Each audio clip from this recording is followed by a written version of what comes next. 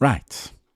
I want to apologize in advance for this episode and for my tone and for breathing too loudly or existing in your ears without a written permit. Actually, no, I don't. Forget that. Welcome to the Apology Olympics. The only global competition where the gold medal goes to the person who can shrink themselves into a smallest possible shadow. You know, I bumped into a chair yesterday. A wooden inanimate object, and I apologized to it. The chair didn't have feelings. It didn't have a lawyer. It didn't even move. But my brain is so conditioned to feel guilty for occupying physical space that I felt the need to negotiate peace with the furniture. My friend, why are we like this, huh? Why has sorry become the default setting for every human interaction? From a direct collision to just, being alive? We are not being polite. We are being hollow. We are performing a ritual of submission because we are terrified that if we don't say sorry, someone might actually notice we are here, huh? Unfiltered outsider. Unfiltered outsider.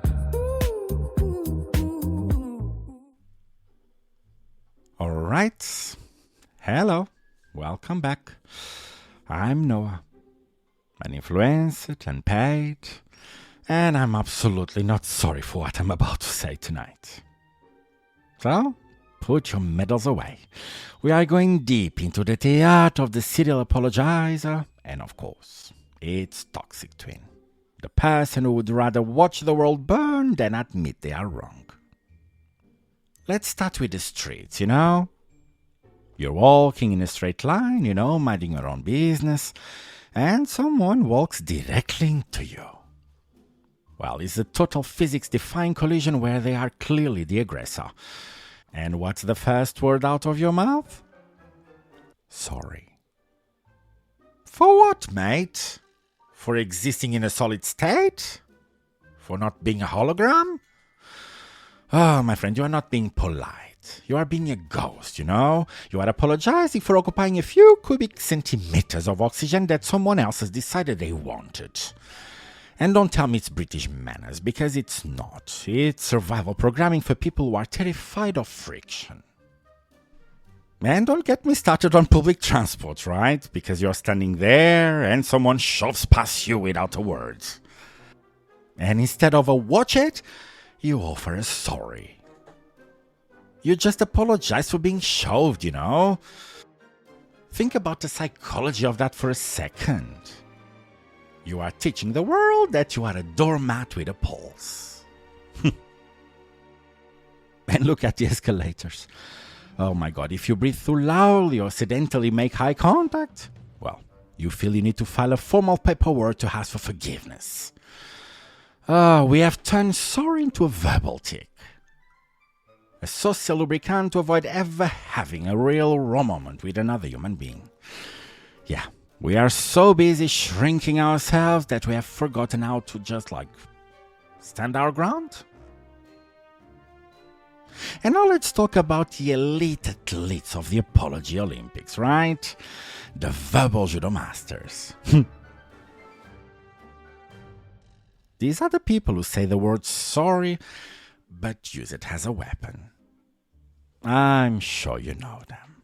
You've heard this phrase for sure. Oh, I'm sorry if you felt that way. What? Fuck off, mate.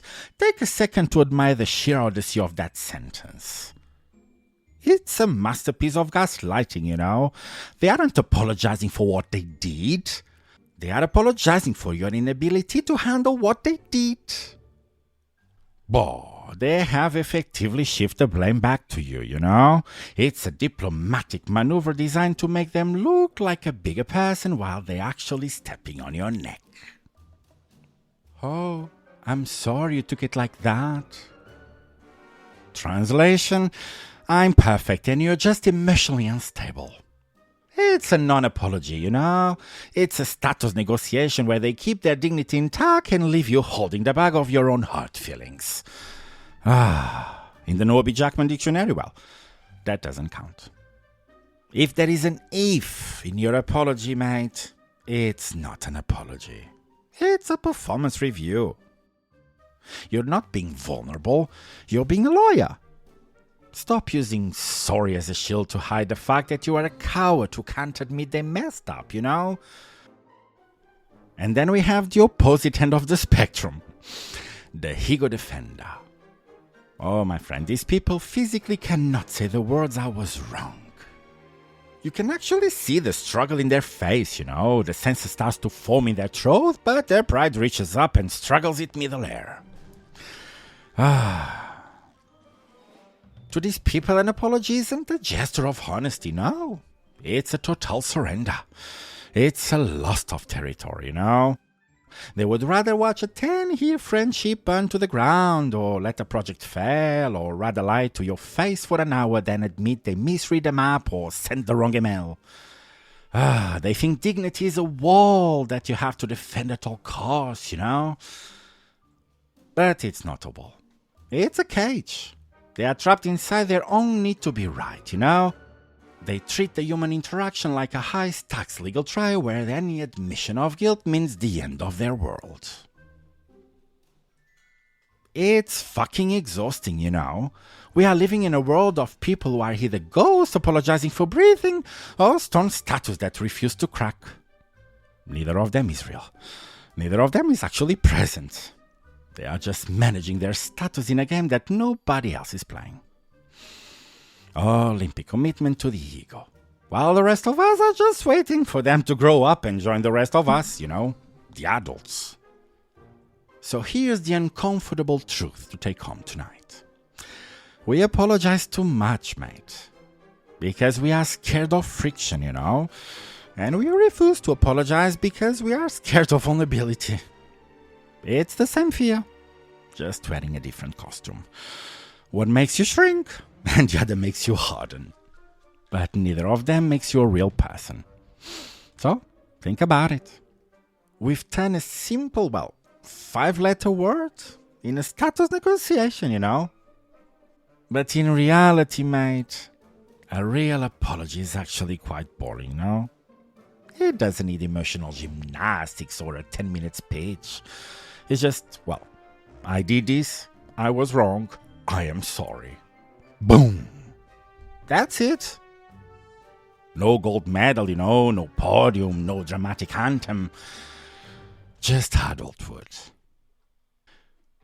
So, next time you say sorry, ask yourself, are you actually at fault? Or are you just trying to make yourself smaller so the room feels safer? And next time you refuse to say it, ask yourself what exactly you think you are protecting. Because it's probably not your dignity. It's just your ego crying for attention. And if you apologize to a piece of furniture this week like me, congratulations. You're still in the race. But if you still think that "I'm sorry if you felt that way" is a valid sentence, you've been disqualified.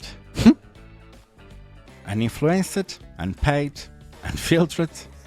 I'm Jackman, and this is the Unfiltered Outsider.